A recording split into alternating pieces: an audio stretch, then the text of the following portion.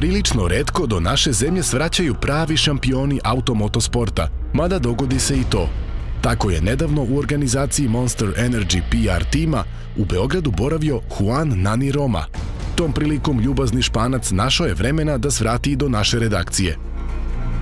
Inače, Nani Roma ili Juan Cararač Roma, kako glasi pravo ime našeg gosta, rođen je 17. februara 1972. godine u mestu Folgueroles, pored Barcelone.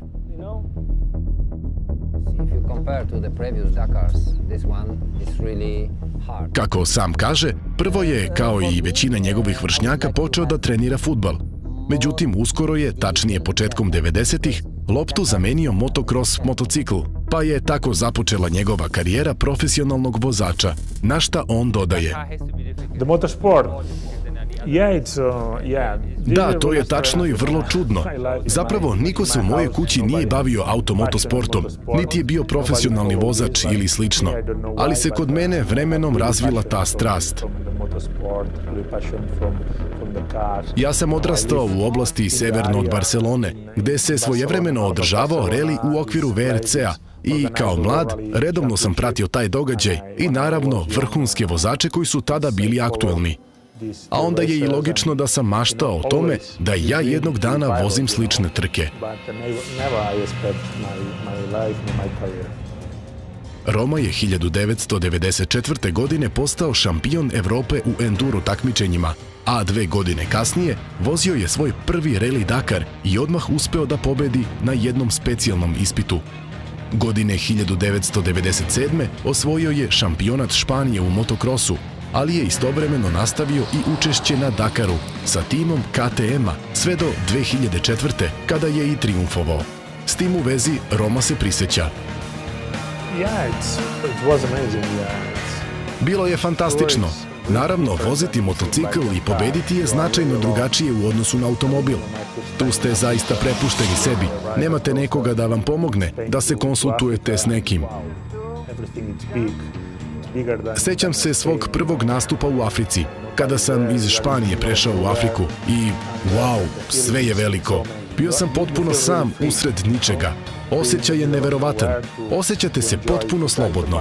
Možete slobodno da vozite motocikl i uživate. To je prelepo. A kada završite Dakar, to je neka vrsta posebnog osjećanja. Od prvog do poslednjeg momenta. Osjećaj je fantastičan, pogotovo ako pobedite. To je neverovatno.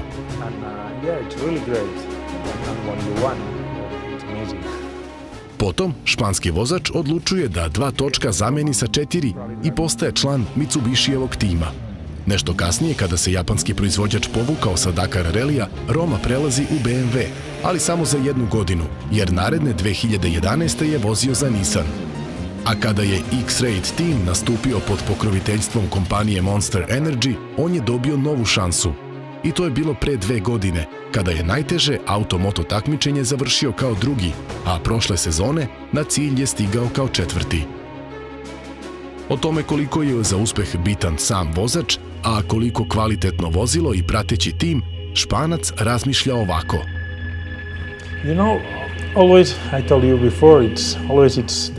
To je stvar kompromisa. Ne sme se nikako zaboraviti da i pored najbolje vožnje, bez dobrog suvozača, bez dobrog vozila, ali i prateće ekipe mehaničara koji se brinu o ispravnosti i pouzdanosti automobila, veoma je teško pobediti. U svakoj vrsti ovog sporta je tako, ali je u takozvanim raid relijima, kao što je Dakar, to još više izraženo, jer mehaničari rade u teškim uslovima, tokom cele noći, kako biste ujutru imali spreman automobil za novu deonicu, a danju voze do narednog bivaka.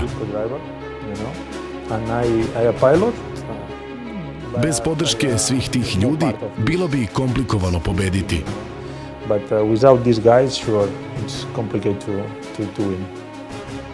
Interesovalo nas je da li ponekad dođe do krize u odnosima sa suvozačem, Michelom Perinom, budući da mnogo vremena provode zajedno, a pod velikim pritiskom i stresom.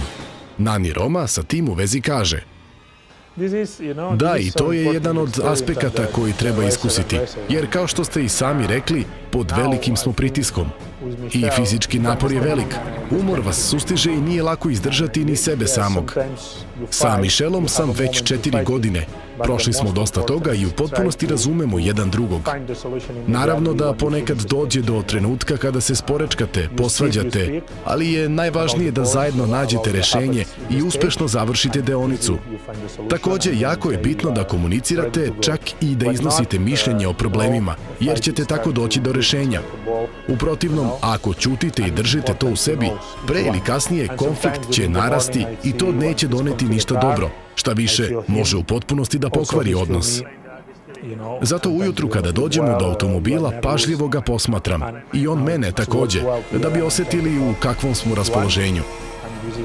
Možda on nije spavao dobro, a možda ja, pa smo nervozni. Ali treba to da prevaziđemo i ceo dan da radimo zajedno i pomažemo se. To je najvažnije. Ove godine Nani Roma je bio u odličnoj formi i uspeo je da se izbori sa svojim najvećim rivalom, ali i timskim kolegom, iskusnim Stefanom Peterhanselom. Doduše, pred kraj relija bilo je izvesnih neslaganja u vezi sa timskim naređenjima od strane Francuza, ali Španac je triumfovao.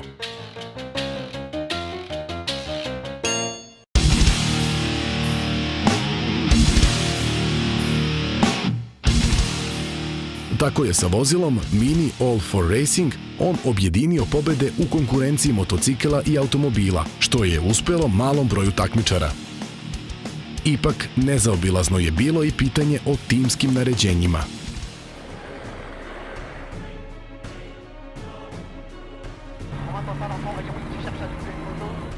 Timska naređenja su oduvek postojala u ovom sportu, čak i dok sam vozio motocikl, pa kasnije i automobil. Najbitnija stvar na koju su svi usredsređeni jeste pobeda, tačnije pobeda ekipe. To je bitno kako zbog brenda vozila, tako i zbog sponzora koji pokrivaju vaše i učešće ekipe. Sa tim se morate pomiriti jer onog trenutka kada to ne želite da prihvatite, ostajete sami. Ukoliko imate novca i možete da finansirate sopstveni tim, vozilo i nastupe širom sveta, odlično, ali je to danas veoma skupo i za vrhunsku ekipu potreban je veliki novac koji imaju samo vodeći brendovi i veliki sponzori, a u tom slučaju ne preostaje vam ništa drugo nego da funkcionišete u okviru ekipe i slušate timska naređenja. Prošle godine ja sam poslušao i usporio, te pomogao Stefanu da pobedi, a ove godine on je trebao da uradi isto za mene. Međutim, njegov stav nije bio isti kao i moj, te smo došli u situaciju da se žestoko borimo za prvo mesto pri samom kraju relija. Možda je malo problem i u Svenu Kvantu, šefu ekipe, koji želi svima da izađe u susret i bude maksimalno korektan. Sećam se situacije iz 2007. kada su se za prvo mesto borili Stefan i Lik Alfan, obojica u Mitsubishiju, za koji sam i ja tada vozio. 5 dana pre kraja relija, Dominik Seris, šef ekipe, odlučio je da će pobednik biti Stefan, koji se tada nalazio u vođstvu, a Lik je morao da se zadovolji drugim mestom. I kraj. Vozači i publika svakako ne vole ovakve stvari, ali za ekipu i sponzore timska naređenja su okej, jer sve ovo nije igra i troškovi su veliki. A ove godine na start poslednjeg dana došao sam kao drugi, sa zaostatkom od 20 sekundi u odnosu na Stefana. On je bio prvi, pa Naser i onda ja. To je bio startni poredak za mene i to je bilo okej. Ne bi mi bilo lako da pobedim, ali bio sam spreman da se borim. No u tom trenutku, tim, ljudi iz Minija i Monstera su odlučili da ne rizikujemo, kako ne bi izgubili recimo 2 automobila poslednjeg dana, pa mi je omogućeno da se vratim na vodeću poziciju koju sam pre toga imao. To je deo ovog sporta i ja sam to godinama prihvatao, kao i svi profesionalci. I zadovoljan sam što sam na kraju pobedio u 2 etape, a vodio sam poslednjih 8 dana. I sada je to već deo istorije.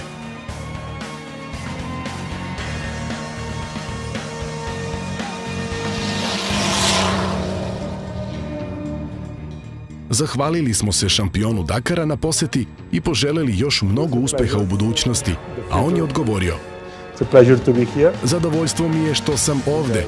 Istina, u ne baš najboljem trenutku za vašu zemlju, zbog poplava koje su se dogodile proteklih dana.